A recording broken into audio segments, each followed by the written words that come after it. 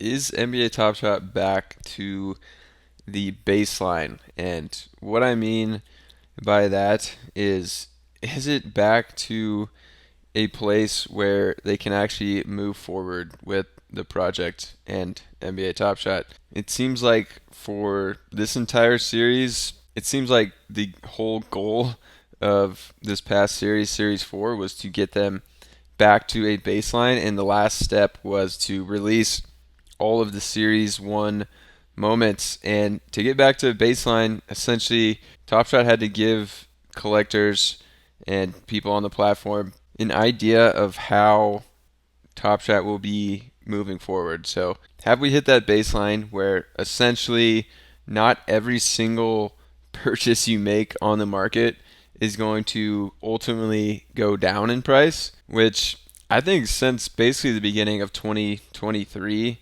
that has been the case. There were still some like fluctuations in the market, honestly.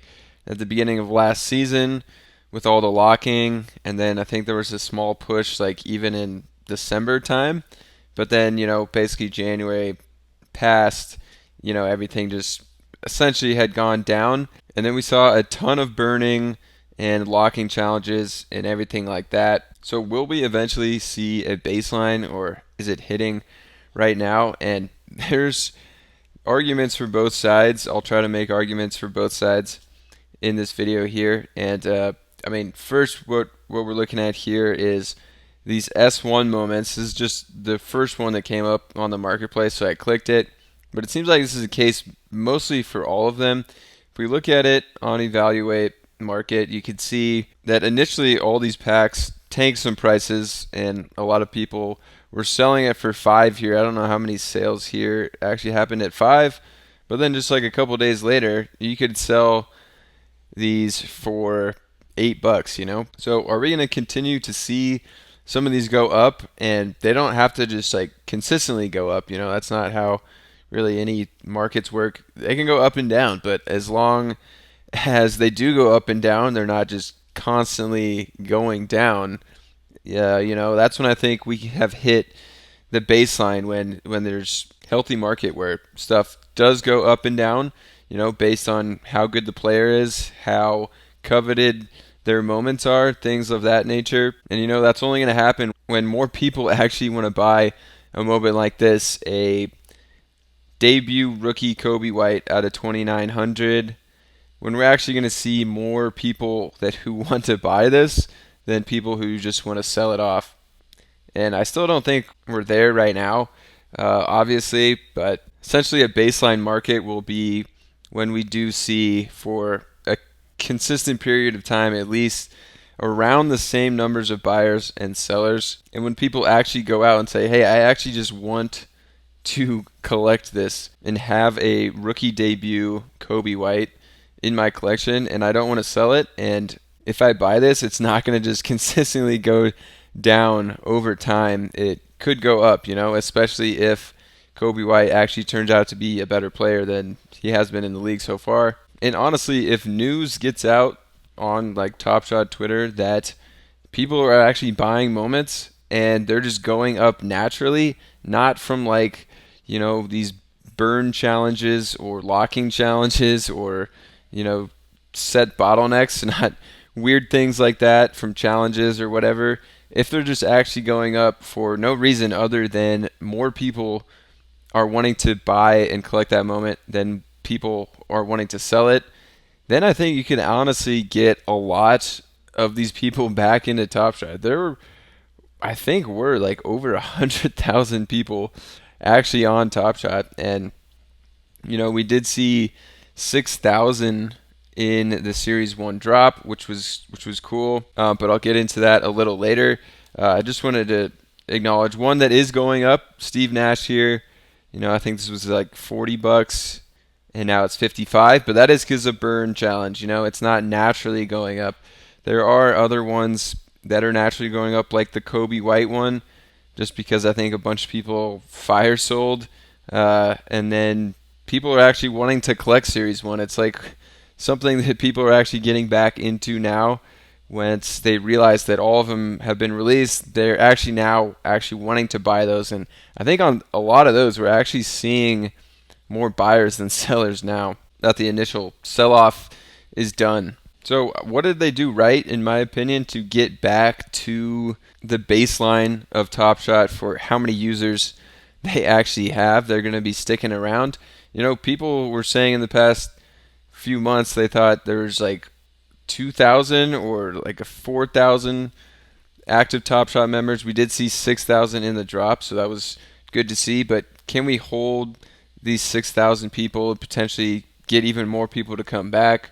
I think having the mint counts under control so they're not just consistently releasing more and more moments all the time, which was tanking the market because there's not enough buyers for these. I thought they did a pretty good job of their sets. If we do look at rares in Series 4, I think we did see some of these that were minted too high, like the throwdowns again, still pretty close. I think they were 888, still too high. And for the win as well, it was too high. But I think they started to correct that as Series 4 went on. The big mistake of Series 4 was still minting too many commons out of 16K. And I don't know when Series 4 is supposed to officially end, but I know this Johnny Davis one in particular has been out for a while now.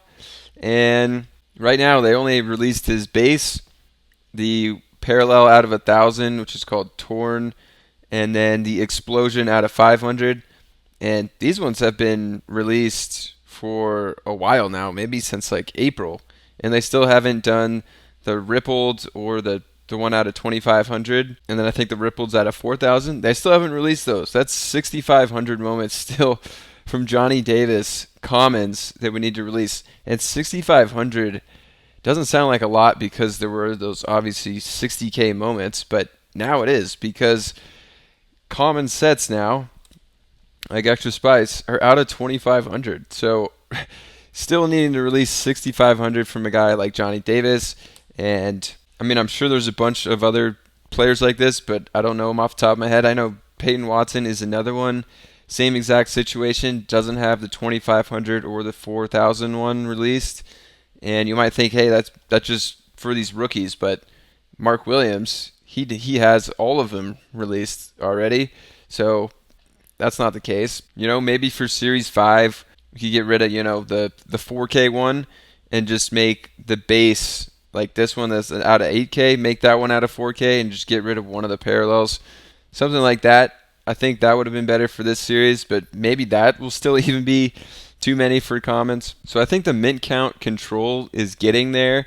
I think they still need to just lower it a bit for commons and some rare sets, but I like what we saw with Extra Spice out of 2,500, and there was another one, the Hustle and Show, I believe, was out of 2,500 as well. I think that could be a good amount going forward because you don't want to make them too low where they're below some rares, like All-Star Game rare. When you're getting into this territory of having a common set that is going to be minted under a rare set on the platform, I don't think that's a good look. Unless they like heavily lean into burning these even more. But some of these aren't burned that heavily. Like Trae Young, only 102 are actually burned on this one. So they could do that if they want to release, common sets less than 2,000. As well, but I think 2,500 is a pretty good number right now. But I do think another good step towards hitting the baseline is showing the actual number of how many are in circulation here. Just the number of minted minus the burned. I think that is a good look and gives people just a better idea of like where everything is at, to be honest. So the last step, towards the baseline was getting all the Series 1 moments out, and there were 6,000 people in line buying these packs, but that's where we get into some of the stuff that still you're not at the baseline or close to it, is because 6,000 people are in line to essentially get free stuff. I'm sure a lot of these people came back and they're like, oh, I can burn all these 60K moments that are essentially unsellable, and I could try to get some Series 1 stuff, which was the grails when I was back on Top Shot, 6 months ago, a year ago, whenever I was last active on Top Shot. Like, yeah, I'm going to do that. I'm going to trade in my crap here that I can't sell and get possibly some really good stuff. So I think that's why we saw a lot of people, if it was just a Series 1 drop and they're like, okay, these packs cost $40 each, I don't think we would have saw 6,000 people line up for the packs.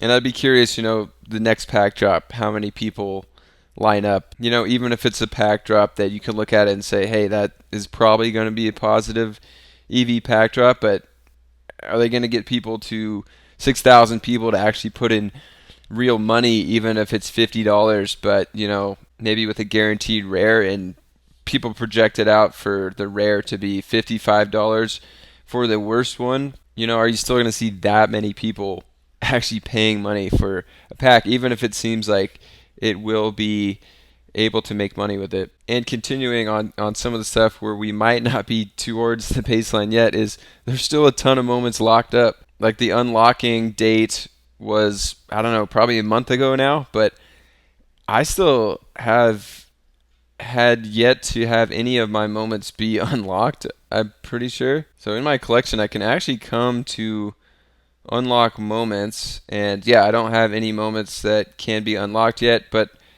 I don't think you can see all your moments that are locked. But I do know the first thing that I locked for was the Dynamic Duo Team Leaderboard Challenge for locking, and like 51 days still on that. Like, I was still locking stuff for then, so I mean, we're still going to see a lot of stuff, in my opinion, unlock here. Maybe even the bulk of stuff unlock here in the next 2 months or month and a half. So that's not a good sign either. And then I think just at some point, when you have, call it 6,000 people who are able to get packs every single drop, and they can get one whenever they want, buy them every time, at some point there's going to be buyer fatigue, and people are just going to drop off. They'll be like, I'm putting in so much money because I can get every single drop, and at some point we're just going to get buyer fatigue. Like, what do I do with now I have 3,000 moments and I get a ton in all these packs? Like, I need to be able to do something with these and at least make some money with these. So, until we do see more people come in, more people come back, or, some kind of baseline where you can actually buy a cool moment and it will actually just go up naturally without a challenge or a burning or a locking thing. And I would just say lastly, to get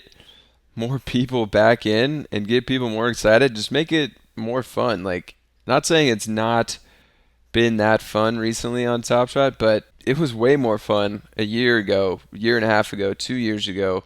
You had all these speculation challenges, even around sets like Extra Spice. You're trying to guess like what was the wild card moment. If you actually have the moments for the wild card, you'll see a spike in the price, or you could try to guess what the wild cards are, and sometimes there's like a pattern of these challenge moments, and you try to figure that out. Obviously, we're going to see flash challenges come back as well, but there just really hasn't been any kind of challenges or speculation around Top Shot, which has made it a little dull. You can take place in these burn leaderboards and literally get burned by them, or these locking leaderboards, and they're kind of fun. Most of them, it's like 100 people are participating in these at the very top, and sometimes it's even less. So like 90 something percent of people don't even really partake in those. Overall, I think that it was good to get all these Series 1 moments out, kind of hit a baseline. Maybe some new people came back because they're like, hey, I can use my old stuff to get some Series 1 stuff, which was the Grails when I was on here a year ago or a year plus ago. Maybe that'll bring some people back in, get them excited about burning leaderboards, see kind of where Top Shot is at now, getting closer to a baseline, having lower mint count sets like Extra Spice and some of these rare sets, and also just burning a ton of these huge minted moments out here, and even burning stuff like I pointed out, like Steve Nash, that set from the rare running back where they were rares minted pretty high, out of 990, burning some of that kind of stuff to make these rare moments like actually rare and make some of these commons at least a little bit collectible as well. So I think if they could do some of that, make it a little more fun moving forward, have, a market that actually fluctuates a little. It doesn't just always go down. Could see some new people come in or some old people come back, I guess is probably more likely. And you never know, they could have some really exciting, cool plans for the beginning of next season, which is still, I don't know, probably like 3 months away still at this point. And then I guess I'm on this Karis LeVert moment because I did pull this in one of my Series 1 packs, and I immediately looked up the price, and it was $21. Now it's 26 low ask, so it's like this one went up, and I'm pretty sure I was one of the first people to be opening these Series 1 packs because I was like 250 in line, and I immediately opened my pack. So I don't think there was a ton of people opening and listing them immediately like before I opened mine. So I think this one kind of just naturally went up too. People are actually interested in buying the Series 1 moments now, which is really good to see. But we need to see that with more than just Series 1 stuff. We need to see that with a lot of other of these kind of sets and things, which there's so many of now. Alright, so I just thought I'd make this video talk about how Top Shot had, I think it was a pretty good win for them. See if they can keep building on it, get some of these people to come back to Top Shot and buy some packs, because that's really what they have to do to be successful as a business. So we'll see, when their next packs drops come up, if we're going to have a lot of people in line, if these moments are going to hold any value, if any of these are going to go up between now and the start of the regular season, or if we're going to see any kind of bump in the market here. But I kind of gave you guys both sides of what I thought, so let me know what you think. Subscribe to the channel, and I'll catch you in the next one.